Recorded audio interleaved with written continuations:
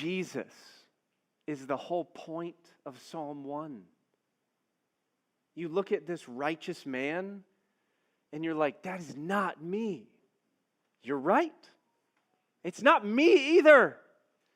Jesus is the only one who the perfections of Psalm 1 meet in and are fulfilled in, are perfectly completed in. And the crazy thing about it, the moment you believe in Him, what is true about Jesus, the Father says about you. So Psalm 1 then transforms, not into some try harder, do better. Psalm 1 is, this is the goal of the Christian life. I can do this by the power of the Spirit of God in me. This is the goal, and I will do this. Forget what is behind.